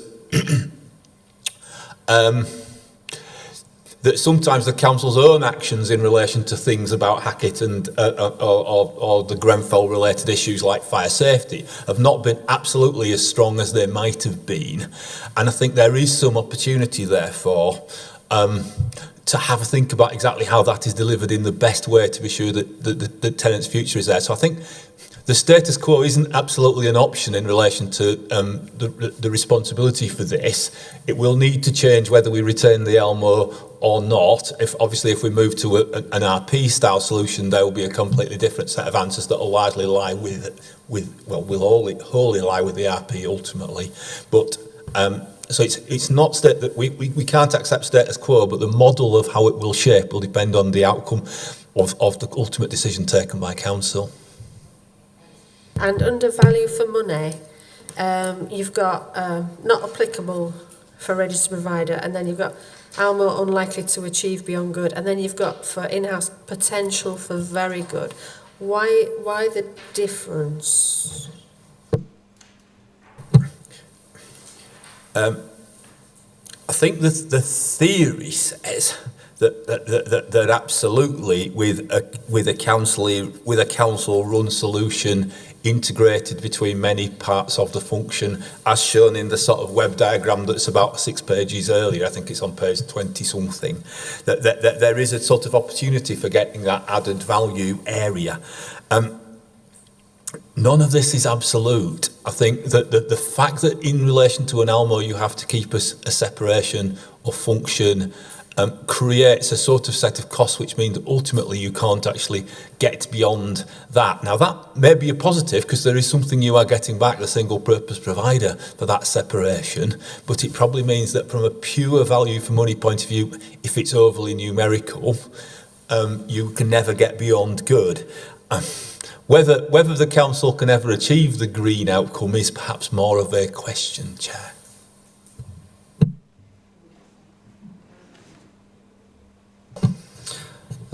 Thank you. Slightly broader question, if I can try and frame it in a way that makes sense. Let's say we have a similar situation like Grenfell comes to light, which requires some significant investment. If it was a housing association model, the risk and cost associated that would be ring-fenced and with them. Is there a danger in that situation if we bring it in-house? Is the risk any different from the Almo model in terms of if large expenditure would needed, that having an impact on other services that council needs to deliver? Budgetary constraints, am I making a reasonable point there?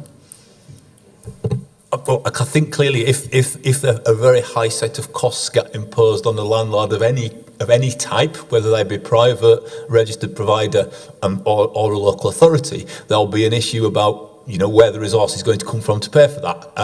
And all those parties have got that challenge there. It isn't hugely different under any of the three options. It's all going to have to be paid for at some point. The council under current regimes has a sort of semi-unlimited access to capital funding, subject to some sort of high-level constraints on borrowing, which I think Emma may have talked to you about earlier. An RP could find themselves in a position where they can't borrow or can't take on more than a certain amount of debt, which would mean that they would have to prioritise that work. But then I think it's probably fair to say that so would the council have to prioritise in such circumstances that ultimately the HRA or the revenue account of whatever the landlord type of organisation is can't afford to pay something which it has to be all met within the allowable rents. So. None of the solutions are sort of superior. It may be that a council can more readily access funding in the short term, but ultimately all those solutions are largely the same, really. I think it's fair to say that a need to spend a huge amount on fire prevention or fire precautions will tend to impact on the ability to spend on other things.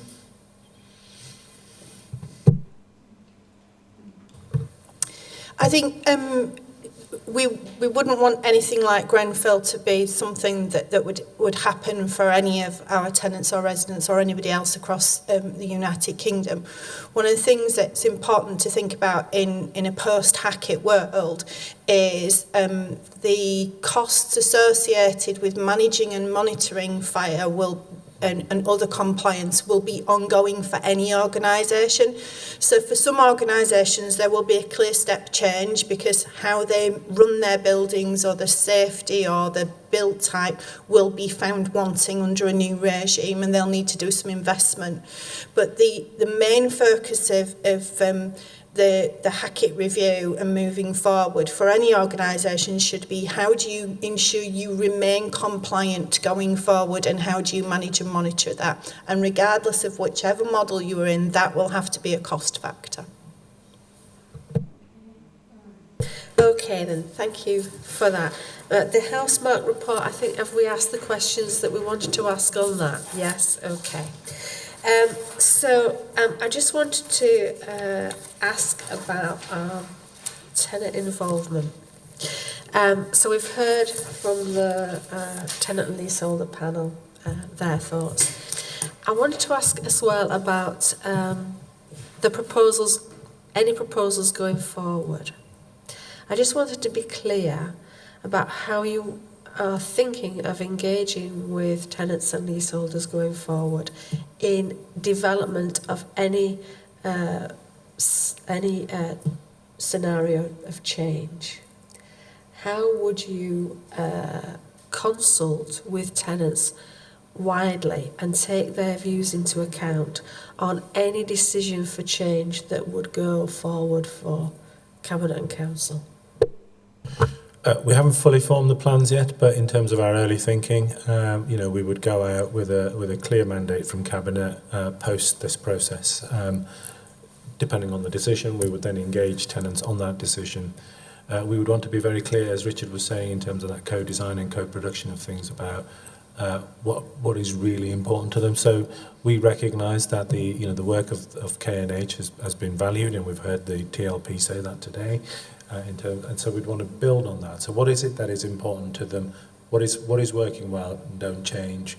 What are the things that they frustrate them, either on a thematic basis or on a wider basis, to see if those can be fixed and whether the new model can then allow that. The important question that we haven't been able to answer for you today in the clarity you're looking for is what kind of engagement mechanisms to enable them to make decisions and inform policy and procedure and future direction do they want to see, and really take through those that sort of engagement. We'd use different mechanisms because we've got some ready-made mechanisms to engage with tenants that K&H already operate, and we wouldn't want to just do it by a questionnaire that was inanimate and ask people to engage with it on a transactional basis. So we'd want to hold focus groups. So we started thinking about how many, and the timing of those and the types of question we might need, and whether we also need an independent consultant such as TPAS or AN Other to enable that to take what you might see the leading question or whatever, so that it is independent and is reasonably well arbitrated. So those are the early thoughts. When we go finally, once the deliberations of scrutiny panel you've done your conclusions, and Cabinet, when we start writing the Cabinet paper, we'd want to then start informing Cabinet about that model as well, and we'd want sign off that they're comfortable with how we're proposing to engage tenants, both as tenants but also as citizens. Yeah, so we've talked about engaging tenants, which is clearly important. Council tenants. Would we engage partners and third-party sectors? And if so, why would we do that and how would we do that? Would you mind elaborating on the question? Yeah, so it's obviously this process is about change in terms of council properties, which are managed by K&H. But if we want to consider the various changes and we want tenants to respond to any proposals that we have or recommendations, would it just be the council tenants we approach, or would it be the wider community? So would we approach partners in the areas like businesses, for example? Would we approach third-party sectors, or would it just be confined to tenants? So I just want some clarity around that. Can we just clarify that we're talking about two levels of engagement, two types of engagement here? We're talking about engagement in change proposals and engagement going forward in governance on any model that is decided on. Yes. So I was reading that you answered those ones about the forward proposals. You want to co-design and co-produce, as Richard was saying earlier, in terms of the context of the change proposal that Cabinet have made a decision in principle. That would be the people who are affected by that change proposal, as opposed to the wider businesses. And take your point about partnership working and business stakeholders and wider community stakeholders in the neighbourhood. We would engage that when we're developing the housing strategy, and when we did develop the housing strategy, we were very clear to do that degree of engagement, because we wanted partner views, we wanted to reflect partner ideas and the like into what the strategy looked like. So for different purposes, we would have different stakeholder communities. In this scenario, it has to be tenants. At some later date after that, it would also be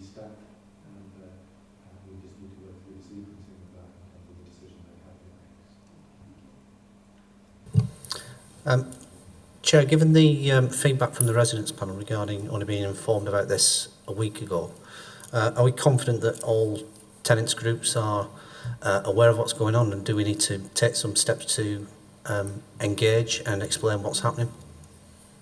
Yes, I think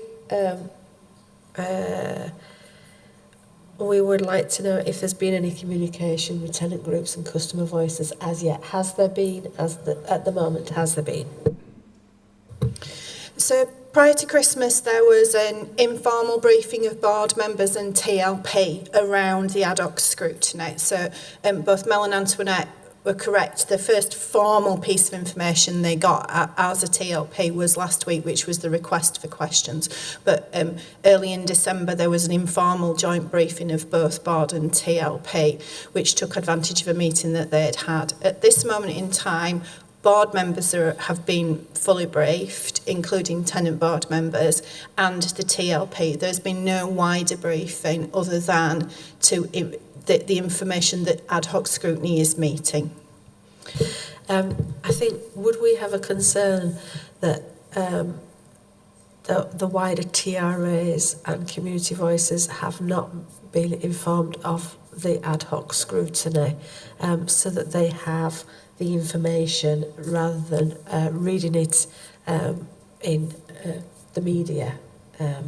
And would we want to let ask for the tenant leaseholder panel to have more time as well to discuss, in order to be able to come back to us with further questions? I think so.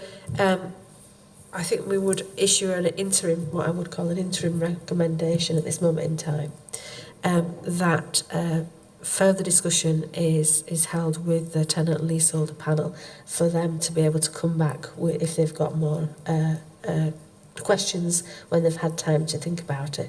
But also there is some form of communication put out to TRAs so that they're aware of what is being discussed at this moment in time. Just so I'm clear, because obviously communication is something that we want to get absolutely spot on. The communication to the TRAs, the communication that we've done to staff and wider affected in groups has been around the ad hoc scrutiny is meeting, and these are the terms of reference for the ad hoc scrutiny, and here is a time frame around that. I would be comfortable in sending that out to the TRAs. Yeah, I think that's fine, and then that gives the TRAs an opportunity themselves if they wish to put anything forward, don't they, Councillor Smith? Is it worth considering just drafting a covering letter just in simple terms explaining what and why and when? I think, yes, I think if we had a discussion on what exactly we would be looking for out of the meeting, then we can do that straight away. Okay. Yeah, that would be great, Chair, if we could do that. It would also be extremely helpful if we could understand the timeframes that Scrutiny are looking at, because TLP do have a set of particular meetings. They met specially last week in order to be able to feedback to coincide with this scrutiny, and both myself and Naz are mindful of the overarching time frame for this piece of work. Yeah, well, our next meeting is the 5th of February, so it is up for the tenant leaseholder panel to decide for themselves if they wish to put anything further forward. But we would like them to be given that opportunity. Chair, I read from earlier comments that we should invite the TLP back to the meeting on the 5th of Feb, should they want to take up that opportunity. Yes, and I think in the communication we put out to TRAs and the wider tenant involvement kind of community, that we should extend that invitation should they wish to make representation, or should they wish to put in a written response or whatever. That would be fine. Welcome that. That would be fine. That would be absolutely fine. Yeah. Okay. Can we just quickly look at page 3, which is our terms of reference, and double check that we have got everything that we need for each of the items. Does anybody want any extra information on any of the terms of reference? We've got an Almo delivery model coming next time. Is there some more information that people are wanting? Yes, please. At the last hearing, I mentioned equality of opportunity. I talked about equality impact assessment, and I didn't really get a response about that. And for me, it's really, really important because we've looked at things at an operational level, a strategic level. What we haven't done is looked at it at a citizens level and how these changes, if recommendations are made, how it's going to impact on tenants. So the areas that I'm particularly interested in is dealing with, for example, vulnerable tenants. How would they be affected by the three models, for example, in terms of availability of services, financial hardship where someone's on benefit or zero-hour contracts and so on. For example, if it was brought back in-house, what sort of service is the tenant likely to receive in comparison to what the situation is now? How might a housing association deal with it? So we heard from Lee Sugden, who said they have some kind of service arrangement with their housing association, but it's quite limited and they have to outsource to a third sector organisation so they can deal with issues. So how would it benefit the tenant? Young people, also rents. What's the rental situation? So we know the rent is set legally in respect and through Cabinet in respect of council, but what about housing association? How would that model, the housing association model, impact on tenants if that was an option for us? And also evictions. What's the level of evictions with K&H? Is it likely to reduce if we were to bring it back in-house? And how might housing associations treat that situation? So, I think mine's a very similar point, actually. I'm conscious that within our terms of reference there is a specific mention of the more vulnerable tenants. And a lot of what we've talked about, quite rightly, has been about the tenant body in its generality, really. And I'm conscious that one of the papers we've had today, for example, the charts on page 22, 23, show a significant gap in the assessment of support for vulnerable tenants between at least the RP model and the in-house and the ALMO model. So that struck me as a gap that, given our terms of reference, we just need to understand a bit better about the differential or the assessment of the differential support for vulnerable tenants depending on each of the three models. Yeah, is everybody all right with that? Yeah, I'd got circled the outcomes for residents, including outcomes can be maximised for the more vulnerable residents of Kirklees. How we needed more information on that particular area of our terms of reference. Okay, Chair, sorry, can I read that as being the same point, or is that a separate point that we need to prepare for? I think it's a general. Yeah. Yeah, we're all in agreement. We've done witness questionnaire. So the next meeting is the 5th of February. Thank you ever so much, everybody. Thank you.